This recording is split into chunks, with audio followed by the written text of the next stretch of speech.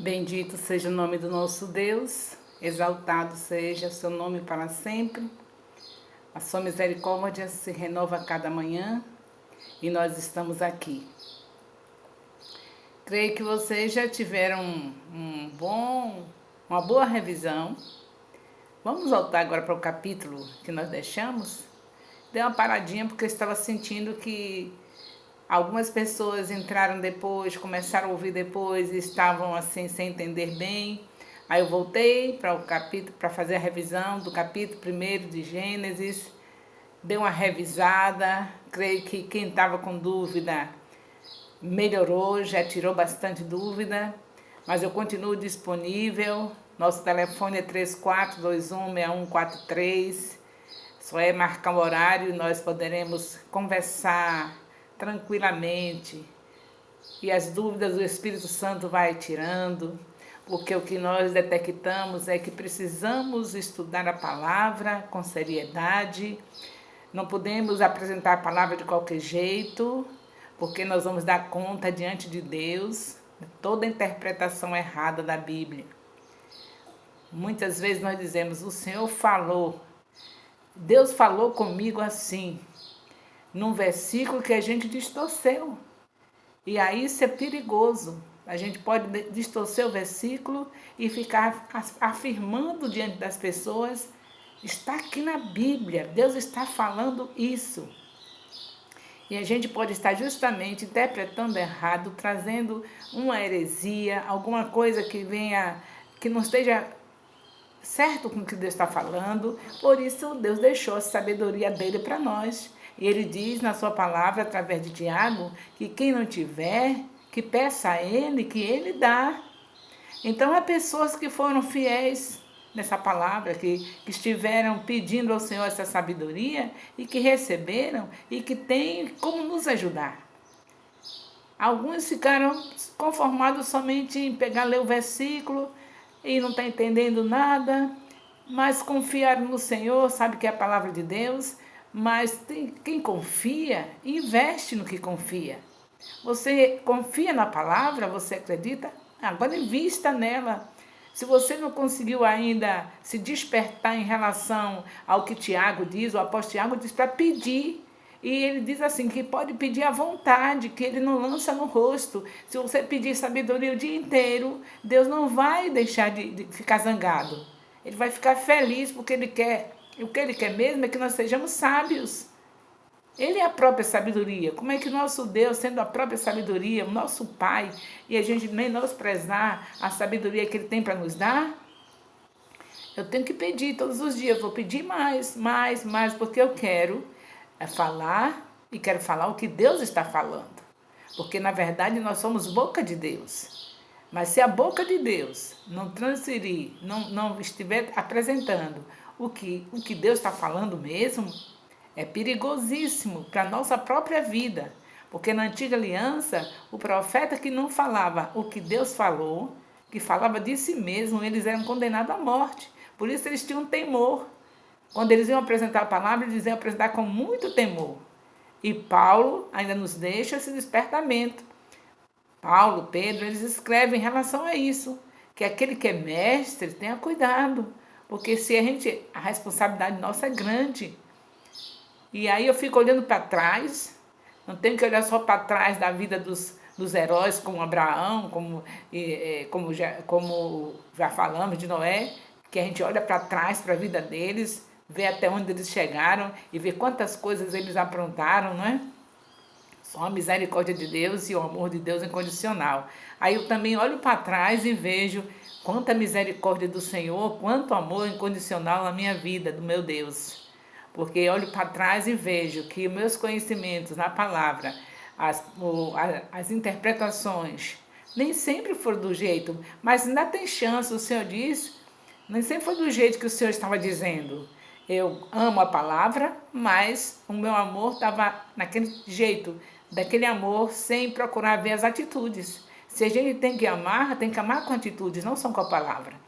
Então eu não tinha essa atitude de pesquisar como estou tendo hoje, de estar buscando daquele que já pediu sabedoria a Deus num nível bem amplo, que já está sabendo muito mais para me explicar. E hoje estou tendo humildade para ver aqueles que já pediram sabedoria ao Senhor e receberam. E que pediram com persistência, não pediram uma vezinha só, é para pedir até conseguir o nível que precisa conseguir.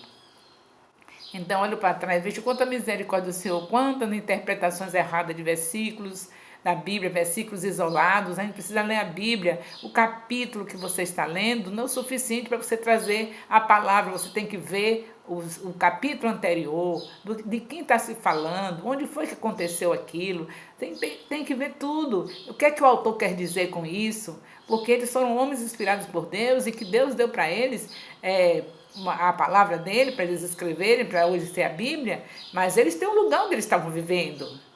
Eles têm um assunto que eles estão falando, para quem é que estava falando. Então, para a gente apresentar a Bíblia como ela é, de uma maneira digna, a gente tem que ver tudo isso. Então, graças a Deus que a gente conseguiu voltar e repassar, e eu acredito que sempre vai ter algo que a gente vai precisar mais, portanto, vamos pedir sabedoria ao Senhor. E peçam sabedoria para mim também, porque eu preciso de sabedoria. Logo que o Senhor me colocou com vocês para falar da sua palavra, então não se esqueçam de orar, porque o profeta do Antigo Testamento, ele morria se não estivesse falando o que Deus falou. E o profeta de hoje, que tem a Bíblia na mão e sabe que tem que falar é a Bíblia, se ele sair do assunto da Bíblia, se ele falar com interpretação errada, naquele grande dia ele vai ter que dar conta diante de Deus por cada palavra que ele disse que era o Senhor que estava falando e não era. Nós somos muito viciados em dizer isso. Deus falou comigo, Deus falou comigo. Será que ele falou mesmo? Precisa saber. Se a gente estiver interpretando a palavra errada, achando que está falando aquilo e ele não estiver. Então, queridos, tudo isso faz parte do avivamento dos últimos dias. A gente examinar a si mesmo, ver como é que estamos. O que é que nós estamos dizendo da Bíblia? O que é que nós estamos falando? Temos que ter cuidado. Eu tenho um texto da Bíblia, Ezequiel, não estou lembrado do capítulo, mas eu falava muito sobre Ezequiel, sobre a doença de Ezequiel, quando ele adoeceu, que o profeta veio e que ele dizer que ele ia morrer e que ele disse que ele virou para a parede, chorou e pediu a Deus que não queria morrer. E o plano de Deus, se o Senhor mandou o profeta, a gente tem que confiar que o profeta era o profeta do Senhor. Nós sabemos que Isaías realmente foi um profeta da parte de Deus, não foi falso profeta, e ele tinha levado o recado para Ezequias que ele ia morrer. O que você acha? Quando Deus manda um profeta que é da parte dele dizer que ele vai morrer, que a pessoa vai morrer, é porque vai mesmo. Mas o que é que eu sempre digo desse texto? Você sabe que Deus é soberano. E você sabe muito bem que o que ele diz, a gente tem que ver a Bíblia, o que a Bíblia fala. A Bíblia mesmo se responde. Então, se nós sabemos que a vontade do Senhor é prolongar a vida, a vontade dele é essa, prolongar a vida. Está escrito, dar-te-ei abundância de dias e te mostrarei a minha salvação. Então, a própria palavra se explica. O que estava acontecendo com Ezequias, que o profeta mandou, o Senhor mandou por permissão, não foi por vontade dele, não era vontade do Senhor que o profeta morresse, que o rei Ezequias morresse.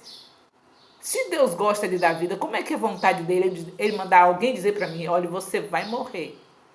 É vontade de Deus? Então a gente tem que prestar atenção o que é que está ouvindo na palavra, o que é que está falando. Então não é vontade. Se não é vontade, então alguma coisa aconteceu para que Deus fizesse aquilo. O que é que eu tenho que fazer? É me arrepender. Porque Deus não quer tirar a vida de nenhum de nós. Então vem um recado, olha, você vai morrer. O profeta veio, você reconhece que é um profeta de Deus, que não é uma pessoa qualquer. É alguém que está com credibilidade, que é boca de Deus. Aí você diz o quê? Você faz o quê? A Bíblia se explica. Você vai olhar que Deus não tem vontade de tirar a vida de pessoa precocemente. Ele não estava velho, não estava farto de dias. E Deus quer dar vida de abundância e vida longa. Então a gente vai se avaliar. Senhor, o seu projeto não é tirar a vida, minha vida assim. A tua vontade não é essa, que eu morra precocemente. Então, O Senhor pode mudar essa história. E você pode chorar diante dele e se humilhar, porque com certeza tem alguma coisa errada aí.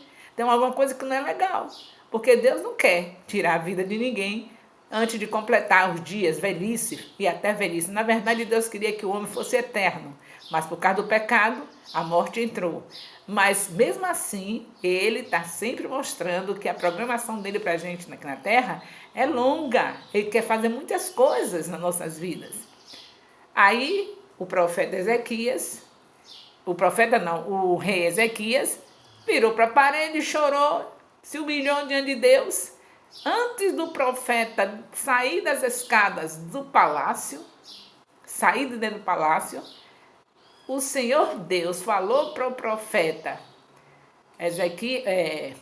Isaías, volta e diz para ele que ele vai viver mais 15 anos. Está vendo vocês? Como é importante a Bíblia se explicar? Não tem que buscar resposta de você mesmo. Você tem um versículo que não está bem, não está entendendo, procure rever o que o Senhor fala mais. Você quer ler um versículo e resolver o problema? Você lê um versículo, se não está entendendo porque que aquele versículo está sendo daquele jeito, você vai rever outros versículos da Bíblia para ter a resposta daquele que você ficou sem saber o que era. Deus não deixou o livro dele complicado. Quem complica somos nós. Deus deixou a Bíblia para todos nós entendermos. Agora precisamos de ter a orientação do Espírito Santo, ficarmos ligados no Espírito de Deus, que é o teólogo dos teólogos, ver quem é aquele que já conseguiu mais sabedoria, porque na Terra tem outras pessoas que já conseguiram sabedoria mais do que eu em relação à palavra. Então eu vou atrás desse, para o Espírito Santo me esclarecer através dessa pessoa que já chegou num nível mais amplo do que eu, que já está com mais conhecimento da palavra do que eu, para que eu veja o que está acontecendo naquele versículo que eu fiquei com dificuldade. Mas não é porque Deus não deixou a Bíblia para todo mundo conhecer, entender. Ele deixou. Agora tem uns que se acomodam, não se interessam, se dá por satisfeito. Mas o Senhor quer que a gente busque mais, tenha sabedoria. Tendo a sabedoria, vai ser melhor para nós. Nós vamos ter mais condição de estar pregando o Evangelho com mais segurança. Você não vai ter medo de entrar na casa do rei, do prefeito, não vai ter medo de entrar na casa do governador, do presidente da república. Se ele der a oportunidade de entrar, você entra com toda a segurança, porque você conhece o seu Deus, sabe quem ele é. Você se aprofundou no que ele deixou para você, que é a sua palavra. Então não tem nada que aquele governador, que aquele presidente disser, que você vai ter dificuldade, porque você tem a palavra já arquivada, já está no arquivo, e o Espírito Santo traz imediatamente a sua boca. Ele não traz aquilo que você não estudou. Se você não estudar, se você não ler, exceto se for uma pessoa analfabeta, que o Senhor quer usar, ele usa quem ele quer. Mas se você sabe ler, ele vai justamente te abençoar dentro daquele conhecimento que você já tem, que você nem pensava que ia lembrar. Você lê a Bíblia, ama a Bíblia, se dedica à leitura, mas você não vai se lembrar de tudo que você leu se o Espírito Santo não lembrar. Aí ele vem e te lembra, porque você fez a sua parte, você estuda diariamente a Bíblia. Aí ele vem e na hora que você precisa, pode ter governador, presidente, rei, quem for, você enfrenta com toda a segurança, porque você conhece o seu Deus. Conhecer a Deus é isso, é se dedicar à palavra. Não tem como você conhecer uma pessoa se não for ouvindo a pessoa falar. Então vai ouvir Deus, temos que ouvir Deus. O que é que ele está falando em Gênesis? O que é que ele está falando em Êxodo? O que é que ele está falando em Números? O que ele está falando em Levítico? O que é que ele está falando? Aí a gente pula o livro de Levítico, não vai saber o que ele está falando. Pula o livro de Números? Não, mas esse livro é muito chato. Números? Não, é demais. Levítico? Também não gosto não. Aí você pula o livro de Levítico, você ficou sem saber o que Deus está falando de determinado assunto que ele deixou no livro de Levítico. Aí você pula o livro de Números, não gosto desse. Aí vai ficar sem saber. Como você vai conhecer o Senhor se não tiver interesse de ler a Bíblia, de Gênesis a Apocalipse? Se não tem sabedoria, ele diz que pede, que ele dá e não lança no rosto. Então a gente pede, aí a sabedoria que ele te dá pode ser ele mesmo te responder diretamente as dúvidas, ou ele colocar alguém que ele já alcançou com a sabedoria dobrada, mais do que a sua, e aquela pessoa ser usada por Deus para te esclarecer. Então, por conta desse livro, por conta dessa história de Ezequias, eu estou aqui. Hoje eu estou, na verdade, dando um testemunho para vocês, né? Eu estou aqui porque eu tinha 17 anos, quando aceitei Jesus Cristo, quer dizer, quando eu renovei minha aliança, que eu aceitei com 7 anos de idade, mas quando eu renovei minha aliança com 17 anos, que me batizei, o inimigo veio com toda a fúria sobre a minha vida. Porque minha mãe havia tido pactos com demônios quando eu ainda era pequena, e é claro que ele não se conformava em perder a filha mais velha, daquela mulher que tinha pacto com demônios. Então ele estava atrás de mim, ele queria a minha vida. Quando me viu aceitar Jesus com 7 anos, ele já começou a perseguir com enfermidades. Quando eu cheguei aos meus 17 anos, que me batizei, que me firmei, aí ele dobrou o investimento.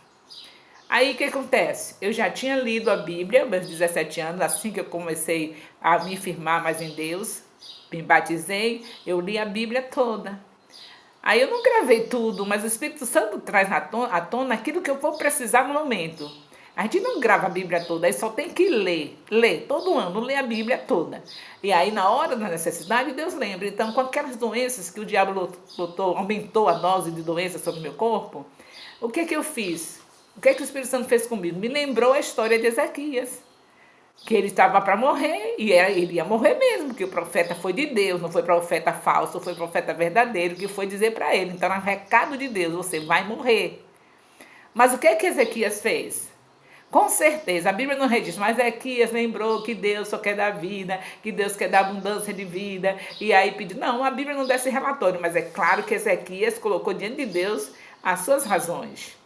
Ele não tinha razão nenhuma. Ele estava com a casa dele desordenada. Ele não merecia nada. Mas só que ele colocou diante de Deus, o Senhor não diz que dá abundância de dias? Eu não estou ainda velho. Eu não estou ainda já farto de dias. Com certeza, ele começou a chorar, mas ele pensou alguma coisa e colocou diante de Deus. Eu também fiz a mesma coisa. Aí eu pensei, meu Deus, o Senhor pegou Ezequias, que estava um dia programado da morte, porque foi o Senhor que disse que ele ia morrer, então era aquele dia que o Senhor falou que ele ia morrer, porque não foi profeta qualquer, foi o profeta do Senhor que foi avisar. E o Senhor pegou Ezequias, ele se colocou dentro do Senhor. Eu creio que ele colocou uma razão, que é o Senhor, porque nós não temos razão nenhuma, mas vai buscar razão, que é a palavra dele. Ele gosta de dar dias de vida. Aí ele deve ter conversado com o Senhor. Eu também quero saber do Senhor, se o Senhor gosta de levar uma pessoa com 17 anos, com tudo para frente, com tanta chance de fazer alguma coisa para o Senhor aqui na terra, com a sua misericórdia. O Senhor gosta de fazer isso? Eu sei que o Senhor não gosta de levar ninguém com 17 anos. Conversei com Deus, eu no meu quarto, chorando como Ezequias chorou, vendo o diabo querendo matar. Ele dizia assim, o inimigo, os demônios com quem minha mãe teve pacto, veio para me perturbar desse jeito. Ele chegava na madrugada e dizia assim, olha, você vai morrer mesmo, sabe por quê? Porque você está cheio de coisa de ousadia, porque aceitou esse Jesus, pois eu vou te matar mesmo, porque a sua mãe teve compromisso comigo e você era a pessoa que ia me substituí-la. Aí eu pensei, digo, se o Senhor mandou um profeta para Ezequias, que era o profeta dele, e quando Ezequias se humilhou, o Senhor mandou o profeta voltar, nem acabou de sair do palácio, para dizer a ele que ele ia viver mais 15 anos. Aí eu disse para o Satanás, quando ele se apresentou para mim, eu disse, olha, se o meu Deus, ele tem marcou o dia da morte de Ezequias, e porque Ezequias se humilhou, ele mudou, quanto mais você que não é nada, você não tem direito a determinar o fim da minha vida, você não é profeta de Deus, você é demônio mesmo, você é Satanás mesmo, então com você não há credibilidade do que você está falando para mim. Então agora é que eu vou ficar mediando meu Deus, dizendo para ele as coisas que eu preciso dizer, e você não vai prevalecer na minha vida, pode sair da minha vida pelo poder do nome de Jesus. E assim eu fiz. Respondi para o demônio e depois eu fui para meu Deus e disse, Senhor, o Senhor não quer que uma jovem de 17 anos, com um futuro para frente de tudo quanto o Senhor tem para fazer, saia da terra, porque Satanás determinou que vai sair. Se o Senhor botou o seu profeta para dizer e o Senhor voltou atrás, imagine se o Senhor vai dar ousadia a Satanás a fazer o que ele quer fazer com a minha vida. Então confiei na palavra que ele deixou sobre Ezequias. E hoje eu estou com 72 anos. Então, querido, a gente tem que ver a palavra e ver o que ela está dizendo mesmo. Pedir ao Espírito Santo para nos orientar. Era a vontade de Deus que Ezequias morresse antes de fazer as coisas que tinha que fazer para Deus? Não era. Então, Ezequias entendeu isso. A mesma coisa na minha vida. Não era vontade de Deus me levar com 17 anos. Eu disse, da mesma maneira como não era vontade de Deus do Senhor levar Ezequias ainda sem concluir as coisas que tem que fazer na vida, também não é da tua vontade para mim. E eu me firmei nessa palavra, queridos. E é como aconteceu com Abraão, com Noé.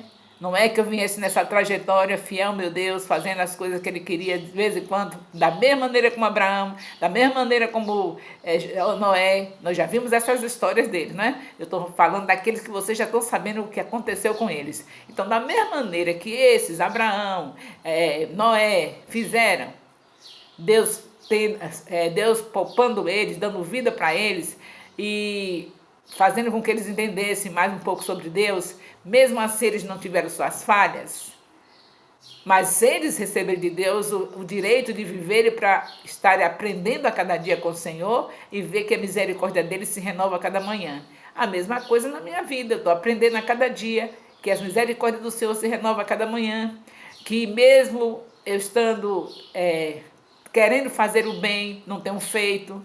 É como Paulo dizia, o bem que eu quero fazer não faço, mas o mal que eu não quero, isso eu faço. Então eu venho nessa trajetória querendo fazer o bem, Deus sabe disso, mas com as minhas fragilidades, sempre fazendo o mal que eu não quero fazer.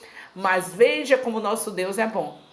Por isso é preciso que a gente se mantenha na palavra, porque se estamos na palavra, vamos entender que não somos nada, que o nosso Deus é santo, santo, santo, mas que Ele quer trabalhar em nossas vidas e fazer um Abraão, fazer um Noé. Em todo o tempo Deus quer fazer algo grande na vida de alguém que se dispuser, que estiver disponível. Então Deus quer fazer algo grande na sua vida, se coloque à disposição. Não fique no meio do caminho, não fique olhando aí, agora tem esse vírus. Aí você vai dizer, não adianta mesmo a gente lutar, cada vez mais está piorando, agora está vindo aí material da China para acabar de matar o povo, um monte de coisa ruim que estão falando, e aí você se sente um nada e diz assim, agora eu sei que é o fim mesmo, não tenho mais nem como lutar, por mais que a gente queira lutar, cada vez mais vem notícias ruins, e você tem que mudar essa ideia. O Senhor permite situações. Não é a vontade dele, mas ele está permitindo acontecer essa coisa na terra.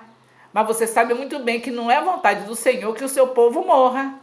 Então você é filha de Deus e sabe que a vontade de Deus é te dar vida e vida de abundância, vida de qualidade. Não é essa a vontade de Deus? Porque a gente tem que ler a Bíblia por inteiro e ver as respostas de qualquer assunto da Bíblia, na própria Bíblia. Essa situação caótica é vontade de Deus? Não. Então cada um se humilhe e diga, Senhor, não é tua vontade que a tua igreja fique atrofiada, que a tua igreja fique impossibilitada de pregar a tua palavra, que a tua igreja esteja, os teus filhos morrendo a cada dia por essa doença, mães que já perderam filhos, esposa que já perderam seus esposos, esposa que já perderam suas esposas.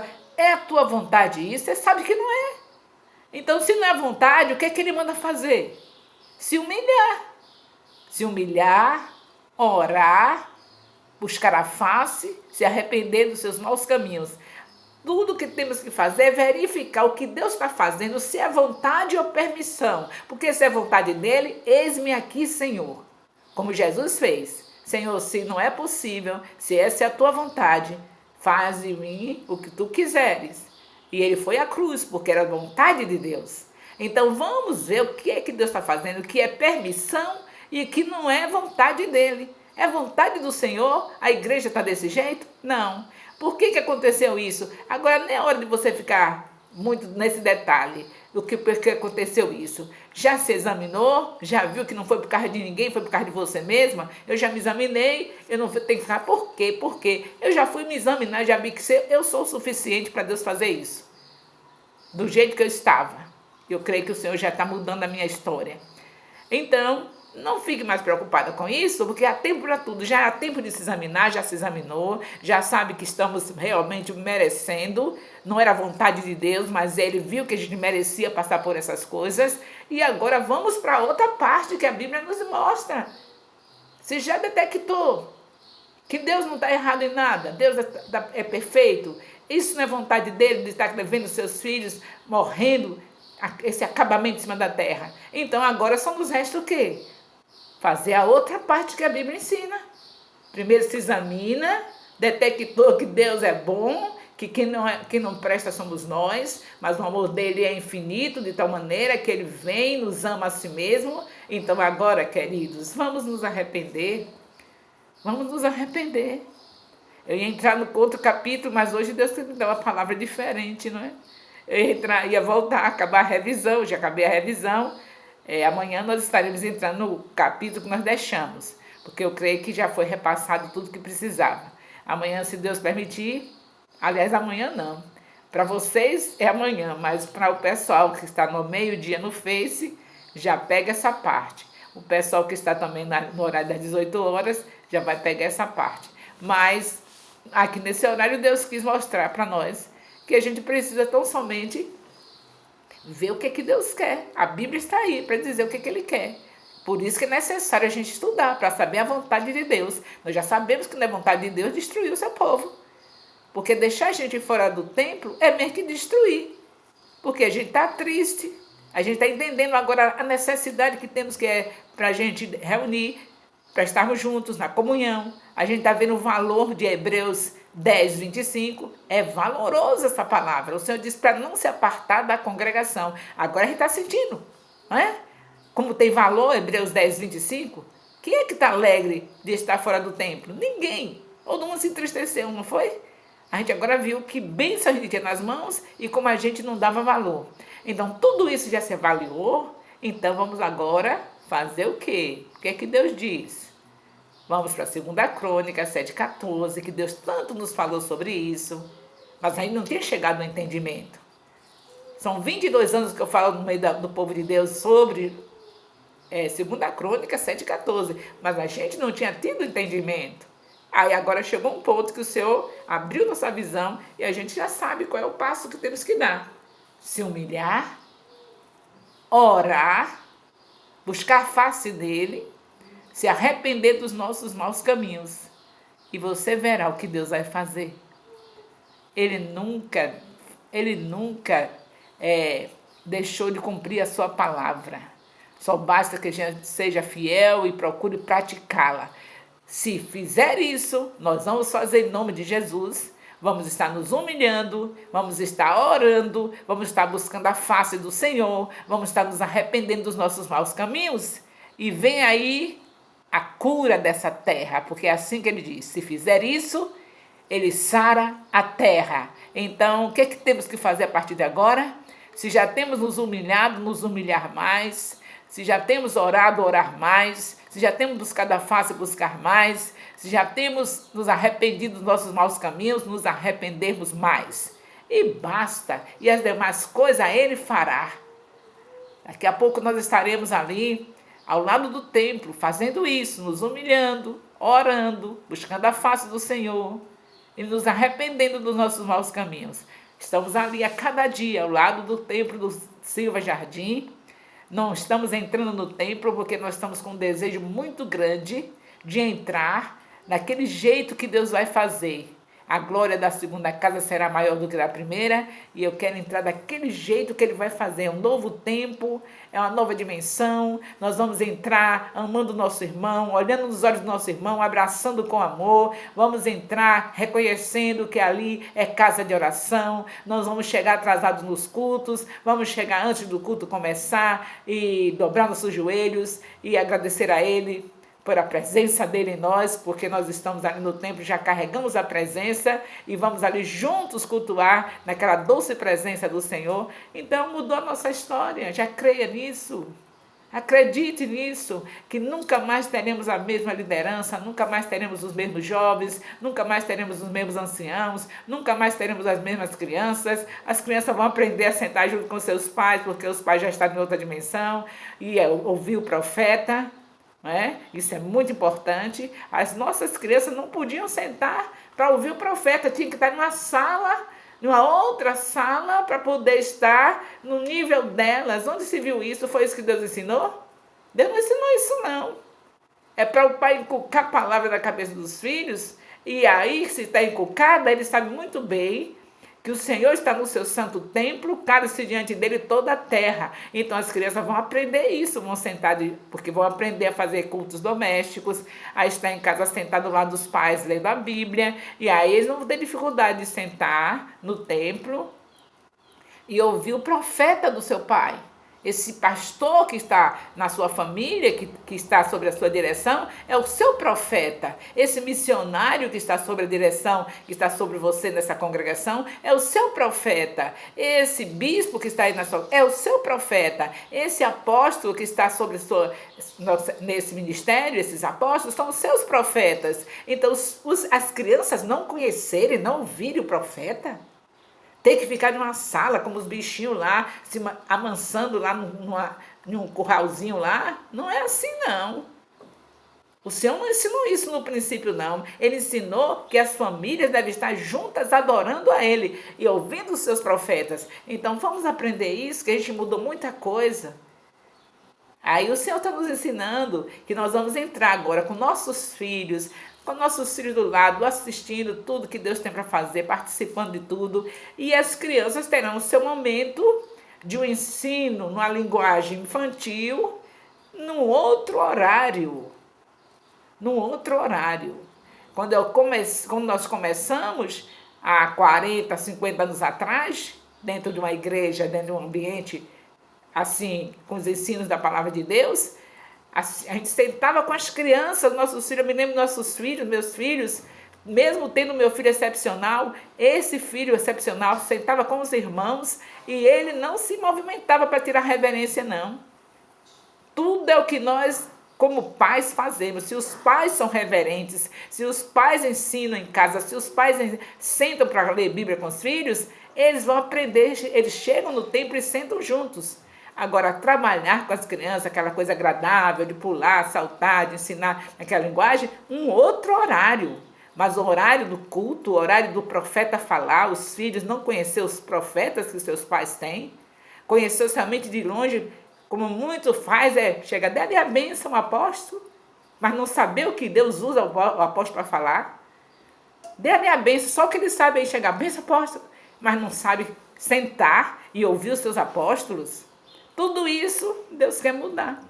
Vai ser a glória da segunda casa maior do que a da primeira, para a glória do nosso Deus. A gente não tem que fazer o que a gente entende, mas fazer o que Deus quer. Eu cheguei dizendo que ia pegar o próximo capítulo, onde nós deixamos, mas Deus quis falar essas coisas para nós. Tenho certeza que foi Ele, porque falei o que está na Bíblia e na interpretação correta que o Espírito Santo me deu. Então, que Deus abençoe a todos. E simplesmente eu quero que você saiba que é o Espírito Santo que está te dando esse beijo, porque nós somos apenas instrumento. Beijo no coração.